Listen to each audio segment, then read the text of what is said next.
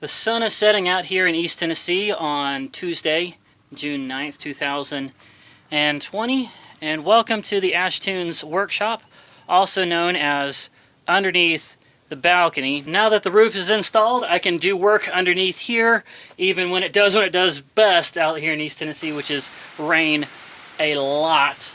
We've already heard a little bit of rumbling of thunder off in the distance, but I've got a plug up now. Also, this area under here turns out to be a great place to install shelves and store the tools to get them out of the living area and underneath here where I can just work outdoors. Today's video is going to be a time-lapse build video of resurfacing these two tables. This is a nice computer table that I kind of pieced together, and this is a kitchen table with the leaves on it that you can drop the sides down. With the way that the middle has had a lot of wear and the sides have not, makes it appear as though it has spent most of its life with the leaves down. While in the studio, it will probably remain with the leaves down most of the time, but I like having the option there to open it up. But as you can see, it looks like it's had a lot of abuse over the years. It's a nice, heavy, solid wood, but it's been in a workshop or something where this has had a lot of scratches. Same thing for the computer table. We got some blue paint here. This has been some kind of art projects and stuff done on this. So both of these, before I put them in the studio for extended use, they need to be refinished. Now, as you watch this, please keep in mind that just like just about everything in the studio, I'm learning as I go. This is going to be my first time stripping, sanding, staining, and re-clear coating or varnishing a table like this. So if I'm not doing it professionally, just know that that's because I'm not a professional. All I've done is watched a few instructional videos and read the instructions on the ingredients, and I'm just kind of playing it by ear as I go. So cut me some slack. What I'm going to be using is this furniture refinisher. It's supposed to strip off the surface pretty well without needing to scrape it with a scraper.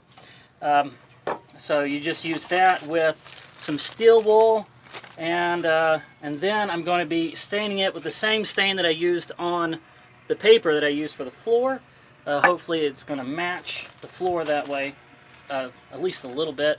And then the clear coat I'm going to use is the floor Varathane. I figure if it's formulated hefty enough for the durability of walking on a floor, it should be strong enough for the surface of a table. So yeah, let's just get started. Instructions are to pour about 4 to 6 ounces of this into a glass container. I guess that's about enough. Then take the 4-0 steel wool and dip it in. Okay. And then gently move it in circles. And it's supposed to just start to dissolve. I did say to wear rubber gloves, so it must be pretty strong, and it did say specifically a glass container, so it would probably eat away at a plastic one. Oh, hey, it's working. It is working. Okay, well, this is going to take a while. Let's just keep at it then.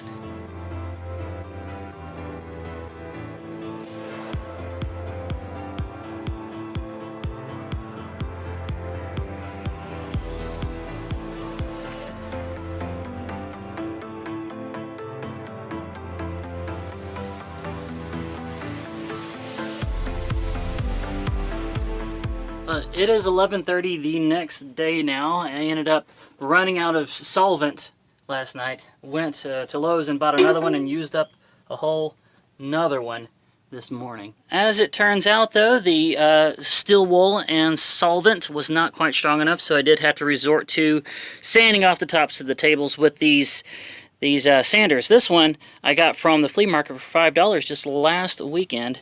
Turned out to be a good find.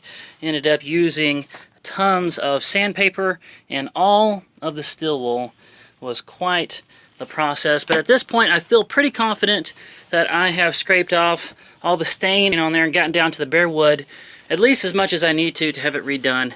Now, as far as the scratches and burn spots go, I have sanded at them and sanded at them to the point where I'm afraid to sand at it anymore, or it might make a visible dip in the table if I do any more. So I'm just going to try staining over it, and hopefully that will just look like, you know, it has a history and a story, and it won't look bad. And then over here, yeah, we got all that blue paint and marks and everything off of it. Alright, so next step, of course, is putting the stain on there. Here we go.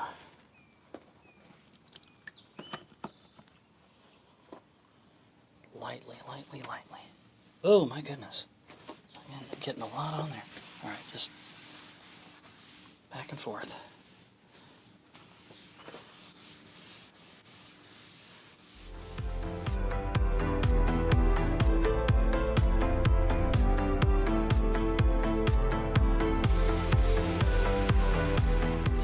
Maybe 3 hours later, now I've given the tables some time to dry. They're not leaving fingerprints, not feeling tacky anymore. That's good. It's also started to rain a little bit, of course, which once again makes me happy that I made the decision to put a roof over the balcony and give myself this nice area down here to stay dry and work. I really like how the computer table came out. That is a nice blue-gray, very even. The kitchen table, on the other hand, a little uneven. Of course, there was different levels of wear on the different parts. With the leaves down, I think you're not going to be able to notice that. So, alright, let's get started on the clear coat. Gentle stir so there's no bubbles that form.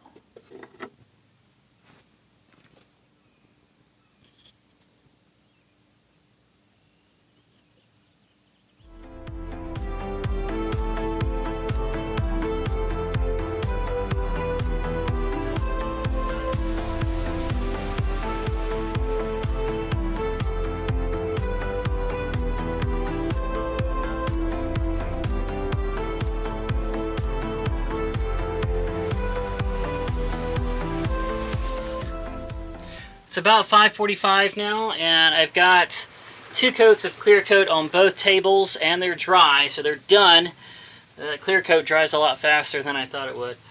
I learned a few things in the process. Number one, if you're going to use a paintbrush on clear coat, especially if it's something as visible as a tabletop, do not buy cheap paintbrushes from somewhere like a flea market, because if those little hairs start falling off down into your clear coat, you've got to get in there with your fingernails and try to pick them out like trying to get a hair off of a shower wall.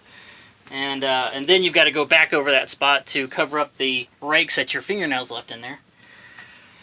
Also, if you can, work in a cleaner environment like a workshop, so if the wind picks up, you don't start getting like bits of sawdust and wood chips and petals coming off of blooms that just land right in your clear coat. Some of that stuff is in there permanent now. I tried to get as much out of it as I could. Also, when it's drying, don't let the direct sunlight hit the surface as it's drying, because for some reason that starts forming bubbles. You've got to come over there and flatten out the bubbles and then go over that again. I've learned now. I now know how to do it right, but now they're done. They're not done perfectly, of course. And so, yeah, learning experience. Let's get a closer look at the finished product. Here is the computer table. You can't really tell, but there are a few like little uneven spots. A few places where I had to go back over it to flatten out bubbles. I think with the indoor lighting, you're not going to be able to tell most of that. And there will be computers on this.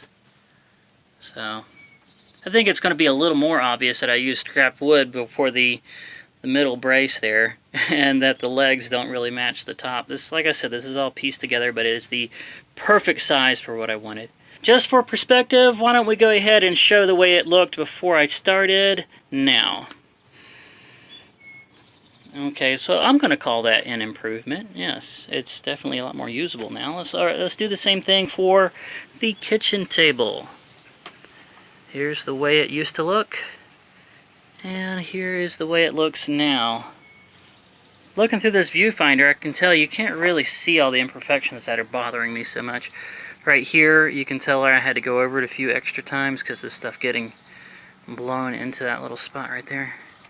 And then over here, on this end, was where the sunlight kept hitting it, and I kept pulling it back. There's a little dent from a bubble.